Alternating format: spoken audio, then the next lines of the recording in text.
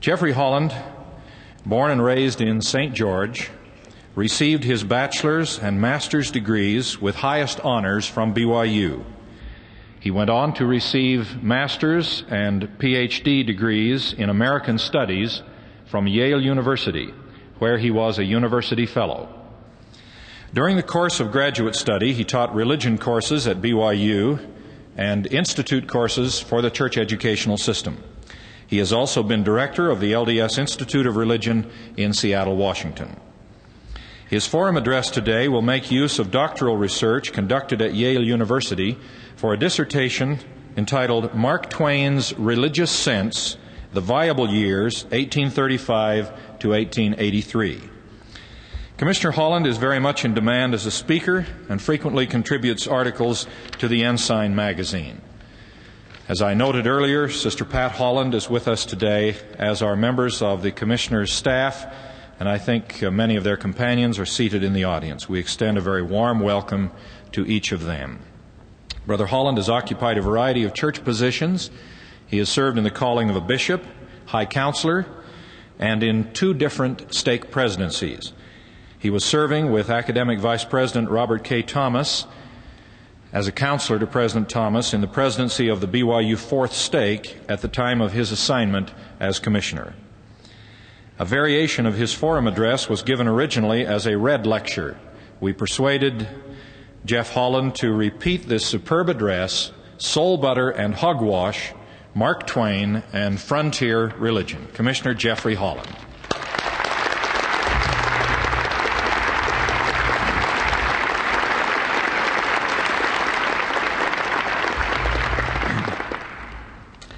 Thank you. I'm honored to be here with my wife. Hope that you'll have an occasion to listen to me and look at her. That's a better combination. I'm a little uneasy about this address. As President Oakes mentioned, I gave a slightly longer version of it once before and was thereafter summarily dismissed from the university. I was told to gather my thoughts and leave, which I did. With some trepidation, I go forward. I will read most of this because of the compression that I need for time. When discussing Mark Twain's religious attitudes, his biographers have characteristically focused on the last decades of his life, those final, frustrating years in which Twain said going to church gave him dysentery. Nevertheless, the early years, the Western years, as it were, are crucial to any real understanding of Twain's attitude toward religion, revealing moments of a remarkable religious experience and providing the backdrop against which those last decades, so full of financial strife and personal tragedy, must be seen. It is of the early period, completed before he was 50 years old, that I wish to speak. Twain frequently called his religious life Presbyterianism, the faith of his mother's family. But that label became for him a kind of shoebox repository into which he shoved everything, from the faith John Knox espoused to the most nebulous sort of Christian belief. Unlike his friend William Dean Howells, who worried a great deal about the difference between a Unitarian and a Universalist, Twain did not have a mind turned to fine theological distinctions. But he did have a soul gripped by the Puritan fathers, a grip which relentlessly affected his moods and his metaphors. He named his house cats, rather apocalyptically, famine, pestilence, Satan, and sin. He thought the height of confidence was a Christian holding 4 aces. Smugness was a friend waiting for a vacancy in the Trinity. And so on, ad infinitum. Or for him, ad nauseum. Fear, punishment, conscience, duty, the hand of God, death, these were the staples in his moral pantry. A compulsive guilt seeker, he blamed himself for at least the deaths of a brother, a son, and a daughter. And he finally despised the human race because it included men like himself. As his closest minister friend Joseph Twitchell once said, Sam Clemens was simply too orthodox on the doctrine of total human depravity. This religious preoccupation and subsequent struggle is brilliantly, if unwittingly, posed in that earliest boyhood image of the ponderous Word of God suffocating an already dying man. Twain wrote in his autobiography, and I quote, "The shooting down of poor Smar in the main street at noonday supplied me with dreams, and in them I always saw again the grotesque closing picture, The great family Bible spread open upon the profane old man's breast by some thoughtful idiot, adding to the torture of its leaden weight to the dying struggles. We are curiously made. In all that throng of gaping and sympathetic onlookers, there was not one with common sense enough to perceive that an anvil would have been in better taste than that Bible, less open to sarcastic criticism and swifter in its atrocious work. In my nightmares, I gasped and struggled for breath under the crush of that vast book for many a night. For the most part, he gasped and struggled under the crush of it for most of his life. The first Sunday school Sam Clemens attended in Hannibal, Missouri, was held in the then newly finished Methodist church, known as the Old Ship of Zion. And the teacher of Sam's class there was a stonemason by the name of Richmond. He was a very kindly and considerate Sunday school teacher, Sam recalled more than half a century later, and he was never hard on me. For the nearly 3 years he attended the Old Ship of Zion, Sam remained under Mr. Richmond's spiritual care, and out of those few years and fond memories came the seeds of a remarkable literature.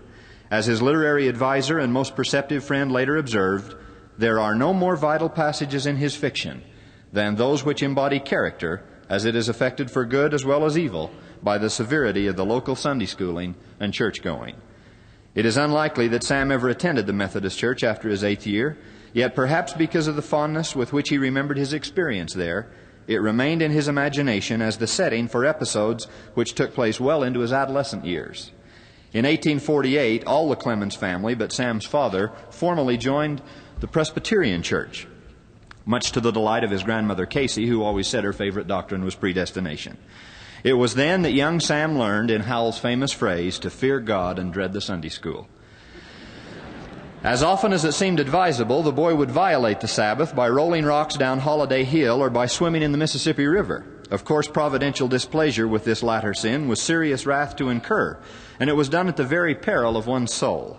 Sam said he was nearly drowned 9 times as a boy, and he didn't need any sermons to read the divine warning in those fateful moments. Twain once recalled a schoolmate who'd fallen out of a flatboat in which the boys had been playing. Being loaded of sin, he went to the bottom like an anvil, Twain remembered. That night, the deceased was the only boy in the village who slept. The others were awake and repenting. A funeral sermon on special providence fresh in their ears. As if by appointment, there was the attendant electrical storm with its vicious window-rattling rain and silent-splitting thunder. The description of this youthful horror is so basic to Twain's work that it deserves to be quoted here, even at some length. I quote, "I sat up in bed quaking and shuddering, waiting for the destruction of the world and expecting it. Every time the lightning glared, I caught my breath and judged I was gone. I endured agonies of remorse for sins which I knew I had committed, and for others which I was not certain about, yet was sure that they had been set down against me in a book by an angel who was wiser than I and did not trust such important matters to memory. I resolved to turn over a new leaf instantly. I resolved to connect myself with the church the next day if I survived to see its sun appear. I resolved to cease from sin in all its form and to lead a high and blameless life forever after. I would be punctual at church and Sunday school, visit the sick, carry baskets of victuals to the poor, simply to fulfill the regulation conditions, because I knew we had none so poor among us, but would smash the basket over my head for my efforts. I would instruct other boys in right ways and take the resulting trouncings meekly. I would subsist entirely on tracts. I would invade the rum shop and warn the drunkard. And finally, if I escaped the fate of those who early became too good to live, I would serve as a missionary." This is a boyish view of fierce providence and fearful penitence, but it appears one way or another throughout Twain's life and throughout his literature. Indeed, Twain usually saw life, religious and otherwise, through the eyes of a child. His best books are about them, and his wife called him youth all their married life. After his father's death in the boy's 12th year, Sam left school and came even more fully under the supervision of Jane Clemens. He teased and tormented and exasperated his mother all of his life, a devilry she both loved and dreaded. When the neighbors brought Sam to the doorstep to dry out after one more near drowning, she assured them that people born to be hanged are safe in the water.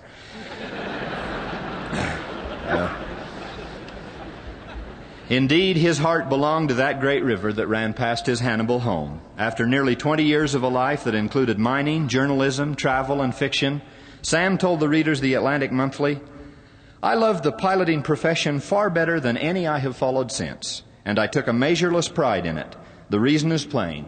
A riverboat pilot in those days was the only unfettered and entirely independent human being that lived on the earth. To a friend he once wrote that all men, kings and serfs alike, are all slaves to other men and circumstances, save alone the pilot, who comes at no man's beck or call, obeys no man's orders, and scorns all men's suggestions. Indeed, in later walks of life, it would upset him to have to express his wishes in the weak shape of a request, instead of launching it in the crisp language of an order. It seems clear that Mark Twain would never have quarreled with his Presbyterian gods if he only could have been one. On the river, he came as close to that as he was able. With the onset of the Civil War, Sam lost his job on the river and felt he was drifting toward the ministry or the penitentiary. One or the other had seemed an inevitable destination. But his older brother Orion, one of the strangest fellows ever born, saved him from either fate. Orion had been appointed secretary to the new territorial governor of Nevada, and when he had offered Sam the non-paying position of secretary to the secretary, it appeared, said Sam, that the heaven and earth passed away, and the firmament was rolled together as a scroll. With such providential favor working in his behalf, Sam headed west. The trip to Carson City actually took 19 days rather than the usual 17, however, because the Clemens boys discovered that they could not pass so hastily through the newly famous desert kingdom of Brigham Young, Salt Lake City. From his earliest years, Sam Clemens had heard of the Mormons. John Clemens had moved his family into Marion County in eastern Missouri, just months after Jackson County, on the western side of the state, had been declared the New Jerusalem of the Latter-day Saints. The written history of Marion County indicates that Joseph Smith later visited nearby Palmyra, Missouri, considering it as a possible town in which the beleaguered saints might gather. His interest in a city so named will be obvious to this audience. Sam Clemens would have been too young to be aware of such a visit to his neighborhood, but he was not too young to have heard tales of the Hannibal militia who were alerted at the height of the Mormon conflict, and he may have even seen the cannon that was ready to fire on Mormon immigrants if they steamed too near on their way to Nauvoo, just 40 miles up the river. Twain's response to his Utah visit, including his encounter with Brigham Young, his opinions about polygamy, and his literary fun with the Book of Mormon, are now part of Mormon folklore. We do not have time this morning to review that material. But I'm certain that those of you who have read it will assume you know everything there is to know, and those of you who haven't read it will be thoroughly ashamed. His 2-day stay in Salt Lake City left Sam generally impressed with what he called the kingdom. And though he was well fed and happy at the hands of what he kept calling those homely Mormon women, he was not much wiser regarding the Mormon question. I left Great Salt Lake a good deal confused as to what state of things existed there, he admitted, and sometimes even questioning in my own mind whether a state of things existed there at all or not. Tautology notwithstanding, he did determine that the Mormon issue could not be settled in 48 hours, though he admitted some Eastern journalists had been doing it handily in 24. As he started into the desert, he wrote, "Neither hunger, thirst, poverty, grief, hatred, contempt, nor persecution could drive the Mormons from their faith or their allegiance, and even the thirst for gold, which gleaned the flower of youth and the strength of many nations, was not able to entice them. That was the final test. An experiment that could survive that is an experiment with some substance in it somewhere." Sam and Orion made it on to Carson City, but after 2 months in his non-profit position as observer of affairs of state, Sam succumbed to the silver fever that was by then an epidemic in the Washoe country. Buying into a few holdings with painfully ironic names like the Golden Fleece, Sam's mining efforts were a disaster by any standard. Most of the time he was destitute financially and depressed emotionally. In the midst of such anxious moments over his prospects, Sam Clemens' personal and professional life was altered forever. As he became more and more disillusioned with mining, he had begun contributing a few humorous pieces to the Virginia City Territorial Enterprise. The sketches caught the eye of the paper's editor, and he offered Sam a position on the Enterprise staff. Reluctant to leave mining, but weary of the disappointments, Sam accepted the offer. It was August of 1862, and he later recalled that he thus stumbled into literature without intending it, simply because he'd failed in all of his other endeavors. In that month, he said, I was never so near the ministry in my life. Sam later confided to his brother regarding such occupational joys and sorrows, revealing in a recently discovered letter that the two most powerful ambitions in his life had been to be a pilot on the Mississippi River and a Presbyterian minister. I accomplished the one and failed in the other, he said, because I could not supply myself with the necessary stock in trade, that is, religion. I have given that up forever. I never had a call in that direction, and my aspirations were the very ecstasy of presumption. I have another call, to literature, of a low, humorous order. It is nothing to be proud of, but it is my strongest suit. And if I were to listen to that maxim of stern duty, which says that to do right, you must multiply the 1 or the 2 or the 3 talents which the Almighty entrusts to your keeping, I would have long ago ceased to meddle with things for which I was by nature unfitted, and turned my attention to seriously scribbling to excite the laughter of God's creatures. I wanted to be a pilot, and I wanted to be a preacher, and I was about as well calculated for either as poor Emperor Norton to be Chief Justice of the United States. Let me digress for just a brief aside. There is, in fact, considerable evidence that Sam Clemens seriously considered becoming a minister several times in his life, almost always when he was out of work and desperate. He joked that this most earnest ambition was not prompted so much by his piety as by the fact that it looked like a secure job. It never occurred to me, he said, that a preacher could be damned. When addressing a class of graduating seniors at the high school in Hannibal, Missouri, less than 8 years before his death, Twain told them of his Sunday school boyhood and said, "Often in those days I desired earnestly to stand in that Presbyterian pulpit and give instruction, but I was never asked until today. My ambition of 2 generations ago has been satisfied at last." More privately, Clemens was genuinely disappointed that in 60 years Hannibal had not produced a solitary preacher, and he was even more dismayed that there had not been at least one minister in his own immediate family. Twain himself tried to fill that gap, always running with those he called the fast nags of the cloth, and admitting he himself was but a moralist in disguise. Indeed, he frequently felt he did a better job of preaching than did the ordained.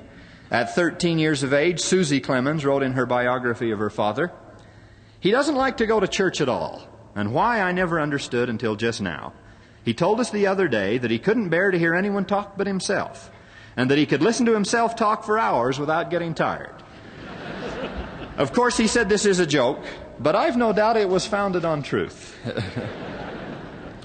Well, I return to the time of vocational crisis and decision. It was in those first difficult months in Nevada that Twain found in Territorial Christianity one form of the only real religious stance that would appeal to him for any length of time. Like his river experience, it was unorthodox, informal, freewheeling, unfettered. To express it, he took the shooting death of Virginia City saloon owner Tom Peasley and fictionalized it into the immensely popular Buck Fanshawe episode in Roughing It.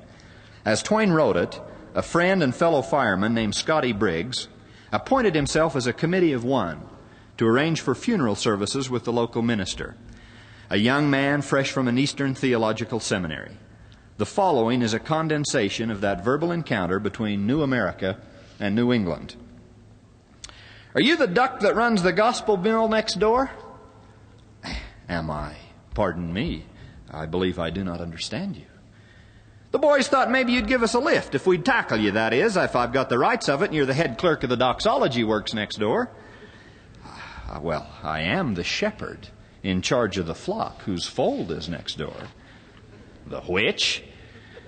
"I am the spiritual advisor of the little company of believers whose sanctuary adjoins these premises."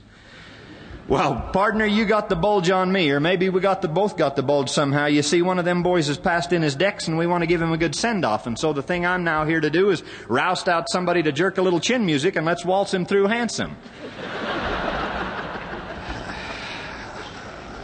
I'm sorry, sir. I seem to grow more bewildered.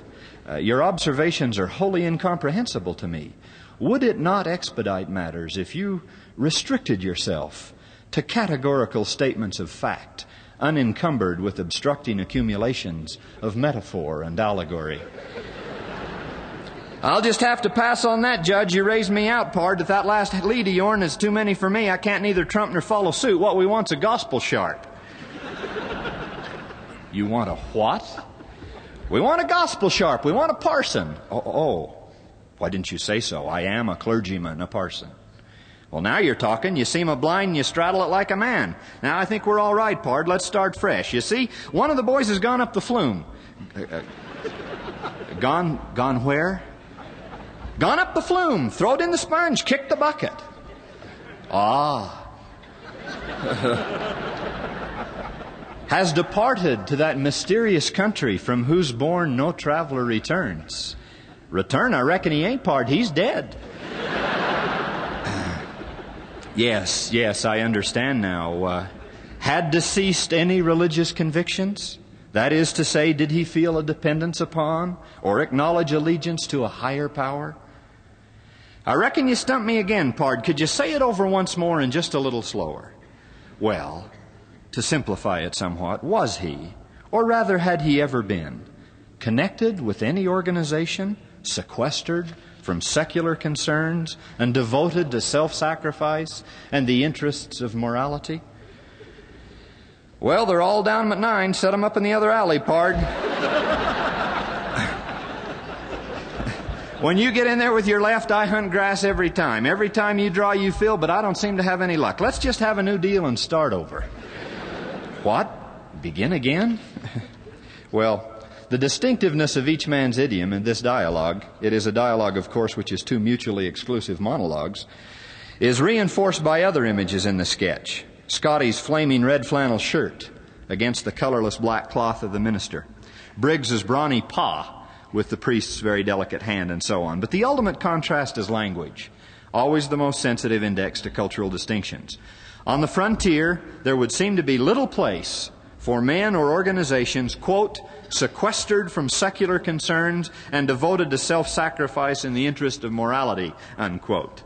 Twain was inviting this fragile, gentle, spiritual new fledgling, as yet unacquainted with the ways of the mines, that's his quote, to come down from the summit of his Sinai and dive, as Herman Melville would say, into the bedrock of human experience and human need. From Nevada, Twain's nascent newspaper and lecturing career took him on to seances in California, proselyting work, that also is his phrase, in the Hawaiian Islands, and ultimately to the midnight missions of New York. In the Orthodox East, Sam found institutional religion to be very unlike Scotty Briggs's more preferable frontier variety, but it was booming business, and as always, he threw himself into the midst of it. He made his way as quickly as possible to the Plymouth Congregational Church in Brooklyn Heights, where every Sunday the dominant Protestant voice and most widely listened to preacher in this nation's history was attracting hordes of people on ferries that quickly became known as Beecher's boats. Inimitably able to sense the popular side of every public question, Henry Ward Beecher was expounding an emotional liberalism that had New York papers reporting the pew renting at Plymouth as if it were a transaction on the stock market. Jamming his way into the church, Twain sat in the congregation and was smitten not with Beecher's theology, but with his mesmerizing platform performance, a style Twain could only describe with phrases like rockets of poetry and mines of eloquence. As he observed the effect it had on the crowd, Twain nearly suffocated with the desire to clap his hands and see if it would break the spell. A short time after attending his first sermon at Brooklyn Heights, Sam presented his letter of introduction to the Reverend Mr. Beecher and accepted an invitation to dinner. Perhaps it was from Beecher himself that he learned of the proposed pilgrimage to the Holy Land being sponsored by Plymouth Congregational. Sam agreed to go, as a dignitary no less, but once on board the Quaker City, he found 67 passengers, including 3 ordained ministers. As the gong sounded that first Saturday evening for the first of an endless succession of prayer meetings, Twain thought he sensed damaging premonitions of the future. Storm outside, pilgrims inside, and prayer meetings everywhere. This was obviously going to be pleasuring with a vengeance. With every mile traveled and every day spent, relationships among the Quaker City group degenerated until somewhere on the plains of Syria, Twain read aloud from the 22nd chapter of Numbers and then announced to them all that then and forever Balaam's ass was to be the patron saint of the entire group. It was a difficult journey, and yet there were private, reflective moments when Sam was touched by what he saw. Night is the time to see Galilee, he wrote. At night, Galilee is a theater meet for great events, meet for the birth of a religion able to save the world, and meet for the stately figure appointed to stand upon its stage and proclaim its high decrees. But in the sunlight, one says, is it for the deeds which were done and the words which were spoken in this little acre of rocks and sand, 18 centuries gone? that the bells are ringing today in the remote islands of the sea and far and wide over continents that clasp the circumference of this huge globe? One can comprehend that only when night has hidden its incongruities and created a theater proper for so grand a drama. In a sense, this passage is as revealing as any Twain ever wrote about the real contours of his imagination. Not unlike Scotty Briggs' language, it was only a fresh, fanciful, imaginative Christianity he would ever be able to entertain. The harshness of life's sunlit immediacy would conspire to forbid any extended periods of such spiritual contemplation. But he did, however briefly, have his moonlight moments. The return trip from Palestine went from bad to worse. The pleasure trip was a synagogue, a funeral excursion without a corpse, Twain wrote for the New York Herald, as soon as they landed, that a party more ill-fitted by age or awful solemnity for scurrying around the world on a giddy picnic ever went to see since the world began, I deny most fervently. But like the difficulty of the mines, that discouraging trip was to lead to another monumental turning point in his life, and again a period of intense religious interest. Through the youngest passenger on board the Quaker City, 18-year-old Charles Langdon of Elmira, New York, Mark Twain met and fell immediately in love with the boy's older sister, Olivia. As it turned out, falling in love with Livy Langdon was the closest thing to an Orthodox religious conversion that Sam Clemens ever experienced.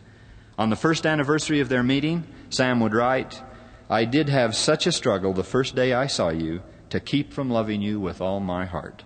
You seemed to my bewildered vision a visiting spirit from the upper air, a something to worship reverently and at a distance. Indeed, she came to be his goddess, the only one in which he ever really fully believed." He immediately tried to press his relationship beyond the genteel brother and sister language that Livy insisted upon, and grimly earnest proposed marriage. Stunned by his abruptness, Livy recovered only to say something about his being her brother for as long as he liked, and Byronically he fled Elmira and wrote back, "I do not regret that I have loved you, still love you, and shall always love you." Pleadingly he wrote, "Write me something from time to time, texts from the New Testament if nothing else occurs to you, or dissertations on the sin of smoking, extracts from your book of sermons, anything whatever.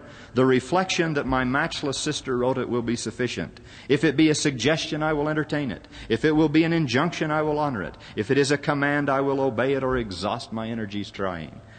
When a reply arrived with a small picture enclosed, Sam rushed off a letter worthy of any 19th century tract. "You say to me, I shall pray for you daily. Not any words that have ever been spoken to me have touched me like these. I beg that you will continue to pray for me, for I have a vague, faraway sort of idea that it may not be wholly in vain.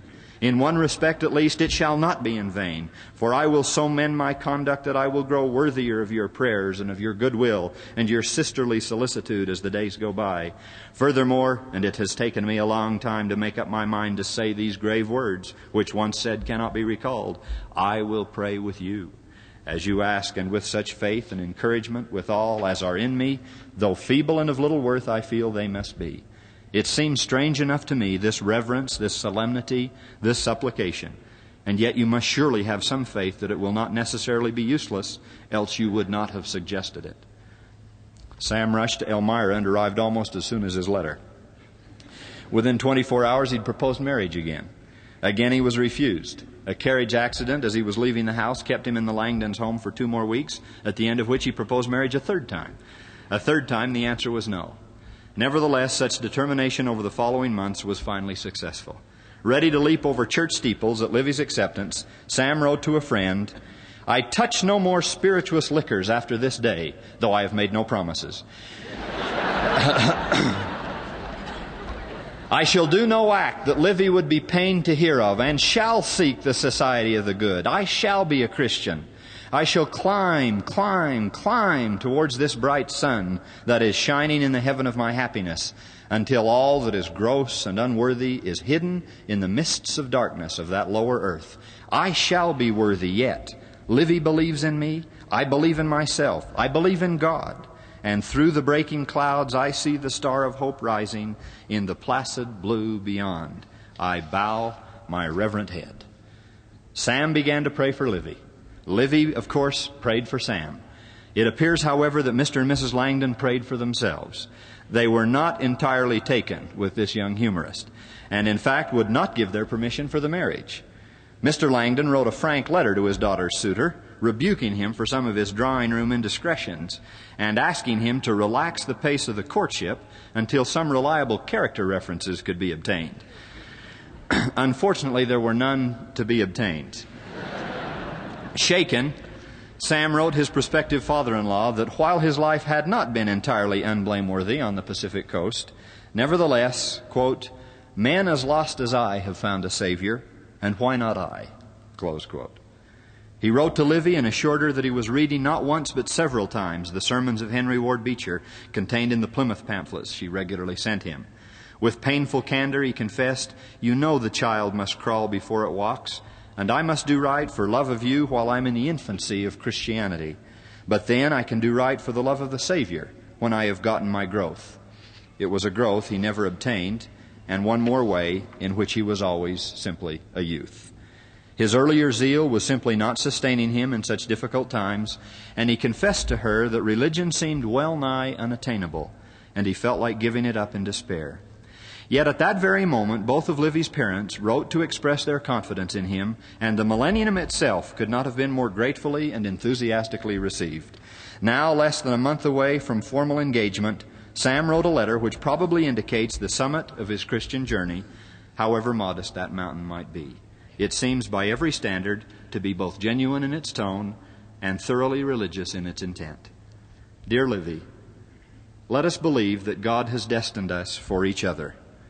Let us hope and believe that we shall walk hand in hand in love and in worship of Him, and so journeying pass at last the shadowed boundaries of time and stand redeemed and saved beyond the threshold and within the light of that land whose Prince is the Lord of rest eternal.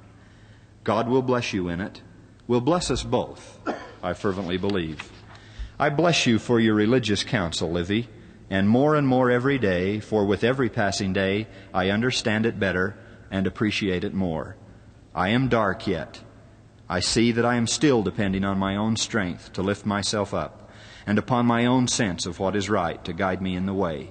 But not always, Livy, not always. I do see the Savior dimly at times, and at intervals very near. Oh, would that the intervals were not so sad a length apart. Sometimes it is a pleasure to me to pray, night and morning, in cars, everywhere, 20 times a day.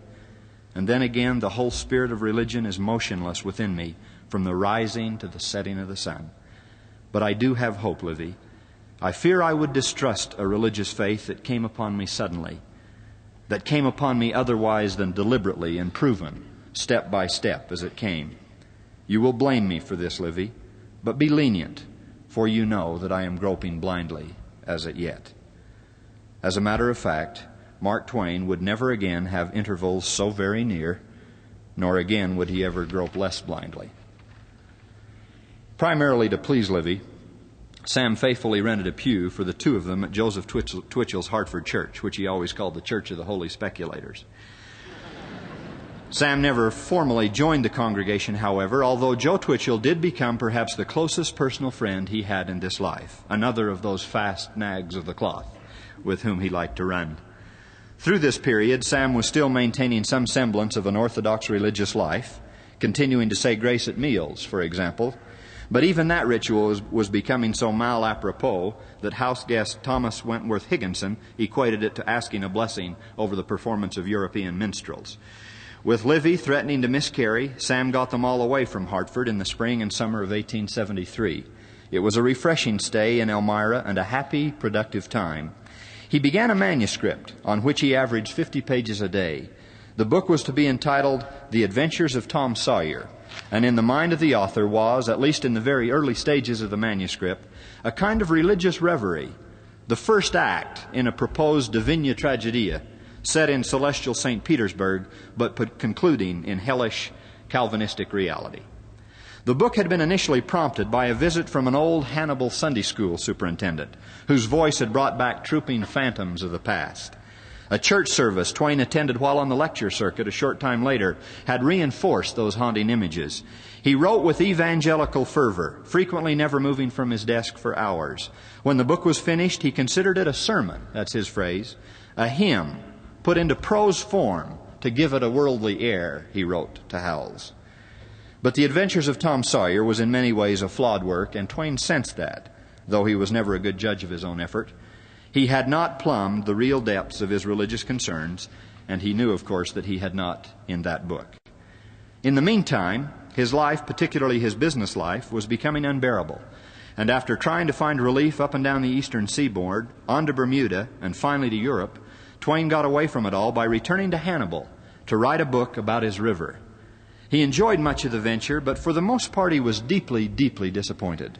He wrote to his wife from Hannibal, "That world which I knew in its blossoming youth is old and bowed and melancholy now. Its soft cheeks are leathery and wrinkled. The fire is gone out of its eyes, and the spring is gone from its step. It will be dust and ashes when I come again. I have been clasping hands with the moribund, and usually they say, 'Sam, this is for the last time.'" The Clemens had already lost their only son, Langdon, and more recently Livy and the girls were suffering with everything from scarlet fever to diphtheria. Sam, drained economically and emotionally, struggled with the bite of an annual $100,000 in expenses and knew less real peace than he'd ever felt in his life.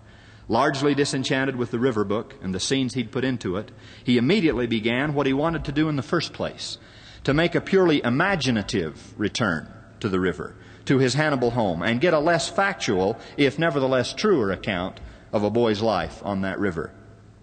Researching life on the Mississippi had triggered a number of ideas, and by midsummer of that year, 1883, he was back at work on the epic that had been on his mind through, and had informed parts of, Tom Sawyer, The Recent Carnival of Crime in Connecticut, A Tramp Abroad, What is Happiness, and Life on the Mississippi.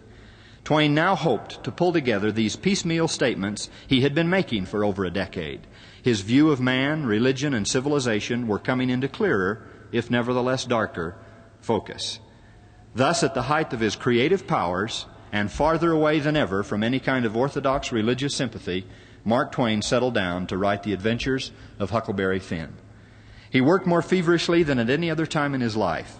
In August of 1883, he wrote to Howells, "I've done 2 seasons' work in one. I've written 800 or 900 manuscript pages in such a brief space of time that I must not name the number. I shouldn't believe it myself, and of course I couldn't expect you to." A month earlier, he had written to his mother, "I haven't had such booming work days for many years. I'm piling up manuscripts in a really astonishing way." From the beginning, Twain clearly conceived Huck's quest as an escape from the fetters of Protestant American civilization. In Tom Sawyer, Huck had painted in somber tones the orthodox life he was subjected to at Widow Douglas's house. As he explained to Tom, "I got to go to church and sweat and sweat. I hate them ornery sermons. I can't catch a fly. I can't chaw. I got to wear shoes all Sunday. The widder won't let me smoke. She won't let me yell. She won't let me gape or stretch or scratch before folks. Dad fetch it, she prays all the time. I never see such a woman. I had to shove, Tom. I just had to shove." So in his own book, Huck moves away from the bars and shackles of civilization, that is Twain's phrase, and toward the river, that stream of freedom which Twain said symbolized the heaven pictured by priest and prophet.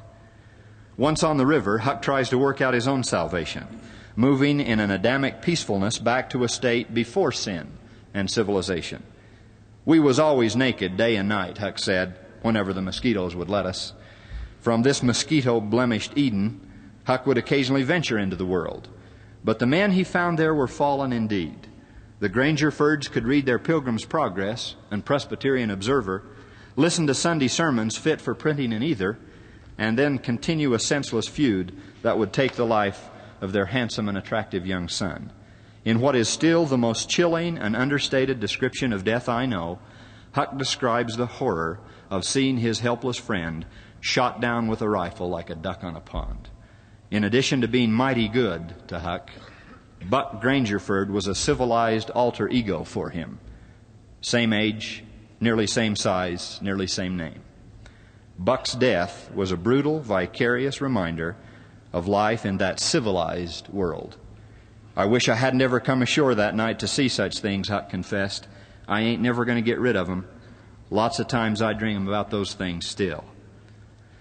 Less personal but still repugnant reminders of traditional evangelical Protestantism are portrayed in the camp meeting and in the string of charades performed by the Duke and the Dauphin.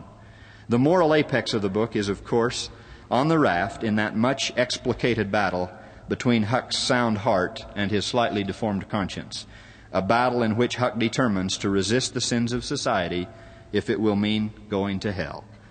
Huck simply cannot take Jim back into civilization, for he himself has suffered bondage there, and he cannot wish that on anyone in good, that is bad, conscience. In their flight, Huck and Jim are quite literal soul brothers. But the brackets of civilization, which encase this story, inexorably begin to close in when Huck is socially born again into the society of the Phelps farm. You'll remember that Huck becomes Tom, Tom becomes Sid, and so on. The much-discussed conclusion of this book is, it seems to me, infinitely stronger than most critics have understood. It does, among other things, remind Huck and the reader how cruel, or at the very least how capricious, Miss Watson's kind of Presbyterian providence really is. After making a black-faced fool out of Jim, Tom, hiding as Sid, smugly reveals that Miss Watson had already set him free.